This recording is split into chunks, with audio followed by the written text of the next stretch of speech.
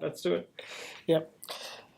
Um, yeah. So the one reason I wanted to have this session is more focused on the technology that we are using.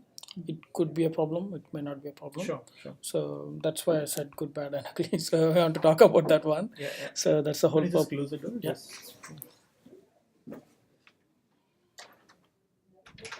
Just So idea is to get the right expectations and right directions from you if there are anything that I might have to change. So yeah, yeah. So obviously, just a quick overview that you know that it's all obviously lightweight and Yep. extensible cloud platform, and all the good things are about the using the entity framework. But at the same time, it is the CRUD operations are a bit simple, and anything complex that we want to do, so it's failing at the moment. Okay. And that's a known issue at the entity framework level. Okay. So these are the supported implementation that I came across online. So obviously the .NET Core and .NET Framework supports fully, which we already know. And yeah, with the Xamarin Forms, it's in progress. Right. Issues may be encountered, but at the same time, the simple basic operations I've seen it's working for us, and there are examples from the other from other blogs that they have used it successfully as well. Okay. Because we are already, I mean, sorry, see, iCare has Med Mobile app. It also uses the entity framework and with Xamarin. Okay. The example, the code base that I give you, it has the whole repository Yep. and stuff. Anyway, I mean, you can always have a look at it because Igor, who was working with me on this project, I mean, or he mainly wrote a lot of this project. So Genius is another one who worked on this. So we have them. We have him from the residential. So it's No, that's good if you're already across all those Yeah, issues. yeah. That's what I want to make it clear that this is what we are going to face in Yep. maybe in the future. Sure. Yes, Steve. Yeah. Hello. Yeah. So that's why I want to bring up this issue so that we, if there anything happens in the future, then we all come across these Sure. So problems. yeah, the Met Mobile guys. I mean, they are not obviously using the Core 2.0. Puname is in Murrumbidgee. Okay.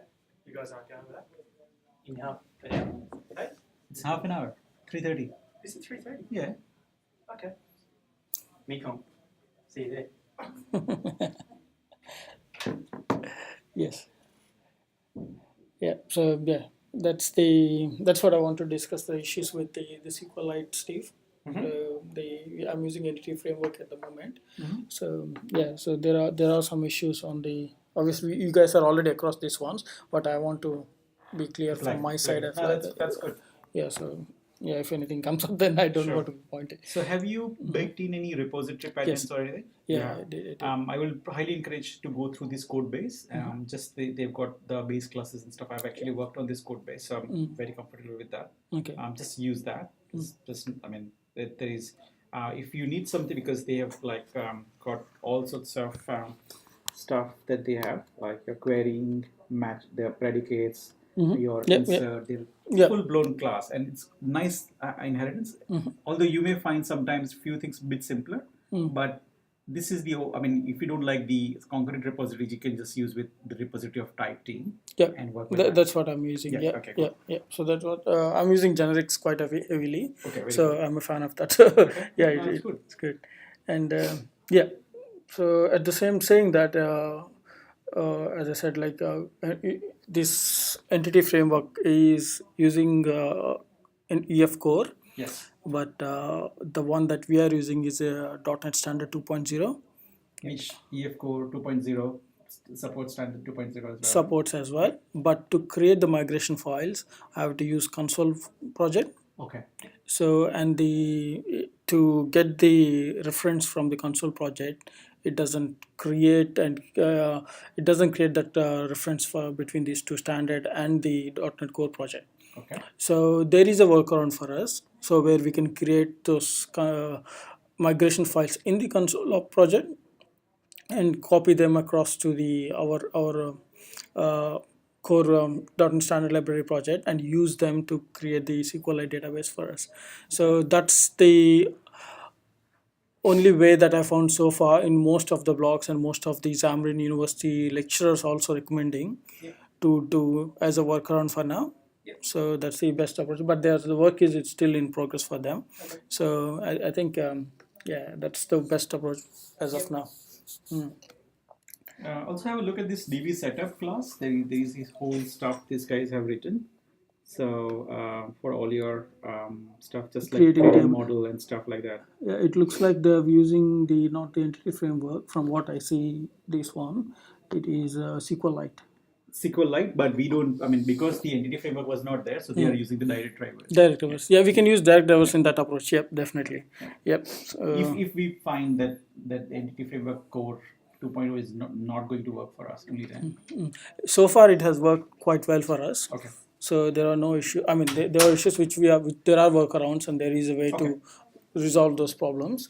But 2.0 is a release product, right? So we can get a support and stuff. It's not in preview or anything.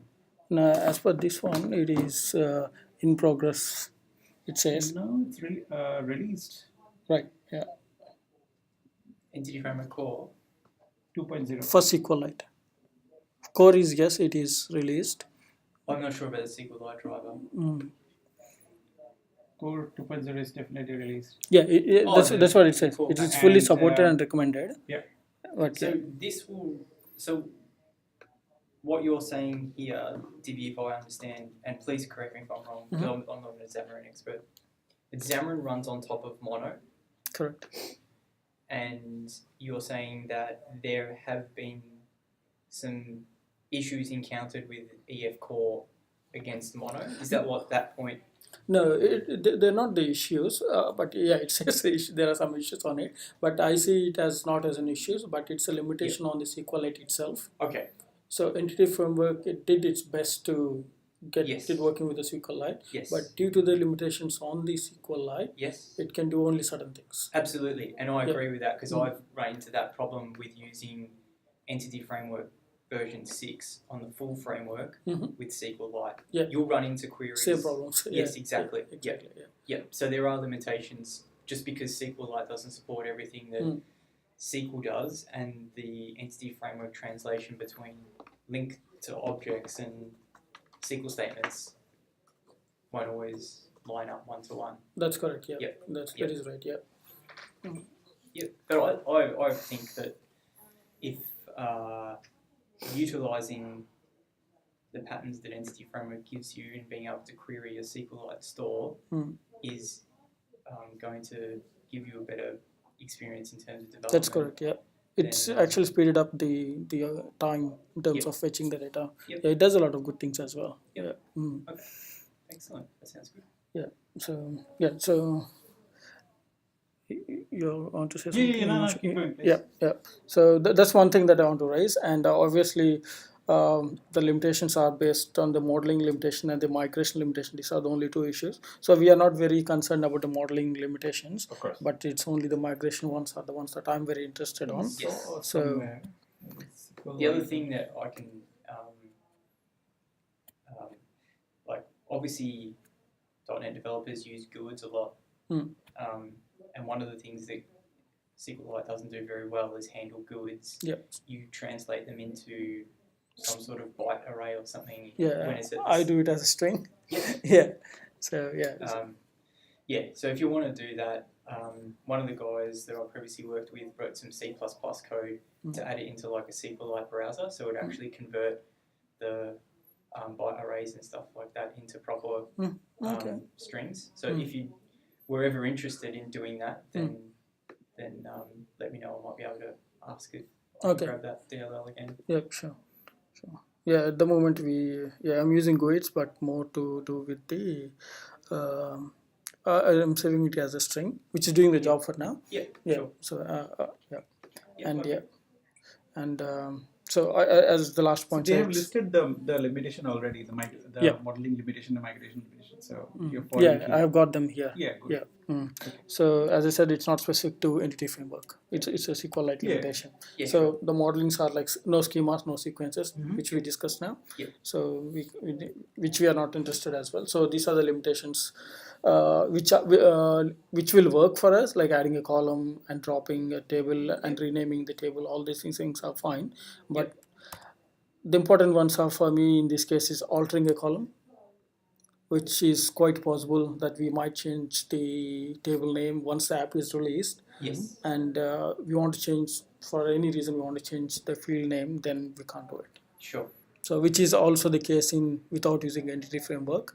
The SQLite is by itself does like that. Sure. So since it's only a wrapper, it can't do anything more than what it's actually doing. Absolutely. Yep. So these are one of the things that that I've faced. So keeping in mind how entity framework worked previously from my experience, so I've architected the models and entities exactly the same. Yep. So as I was running, I was coming into these issues. Yes. So but there's a workaround for us. We used to manually edit the migration files, so that remove anything to do with these ones and use change as per our requirements. Yep. So that's the only thing. And the migration files, are they the same as like where it has a method called up and a method called? Okay, yeah, awesome. Exactly. Thanks, mate. Yeah. So yeah, the manually changing the code is what the workaround for us. And I'll show you the code for now.